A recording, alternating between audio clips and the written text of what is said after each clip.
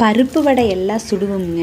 ஆனால் எங்கள் வீட்டில் வந்து பருப்பு வடை அப்பாவுக்கு கெட்டியாக இருந்தால் பிடிக்காது. அந்த இதுதான். அதனால நான் வந்து இது மாதிரி நைஸாக அரைச்சிக்கணுங்க. பருப்பு வடைக்கு போடுற எல்லா இதையும் போட்டு சோம்பு, இஞ்சி, பச்சை மிளகாய் எல்லாம் சேர்த்து நைஸாக அரைச்சி வெங்காயம், கொத்தமல்லி, கருவேப்பிலை போட்டு இது மாதிரி கிள்ளி போண்டா மாதிரி போட்டுருவேங்க. சாதா போண்டா சொல்கிறோம். ஆனால் இந்த பருப்பு வடையவே இந்த மாதிரி நைஸாக அரைச்சி இந்த மாதிரி சுட்டிங்கன்னா நல்ல டேஸ்ட்டாக இருக்குங்க. அப்பாவுக்கு வந்து எல்லாத்துக்குமே இது ரொம்ப பிடிக்கும். பருப்பு வடையை விட இதுதான் ரொம்ப பிடிக்கும். மல்லித்தழை நம்ம பருப்பு வடைக்கு என்னென்ன போடுறோமோ அதே மாதிரி மேலே வந்து லேசாக முறுமுறணும், உள்ளே வந்து இதாகவும் ரொம்ப டேஸ்ட்டாக இருக்குங்க. அந்த கெட்டியான பருப்பு வடையை விட இது நல்ல ருசியாக இருக்கும். இந்த மாதிரி பக்குவத்தில் நீங்கள் வந்து எடுக்கணும்.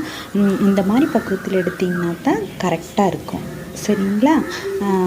இது வந்து அதான் கிள்ளி போடணுங்க. போண்டா மாதிரி கிள்ளி போட்டால் தான் நல்லாயிருக்கும். இந்தளவு வேகணும், இந்தளவு செவக்கணும் இருந்தால் நல்லா டேஸ்ட்டாக இருக்குங்க. நீங்களும் முயற்சி பண்ணி பாருங்கள்.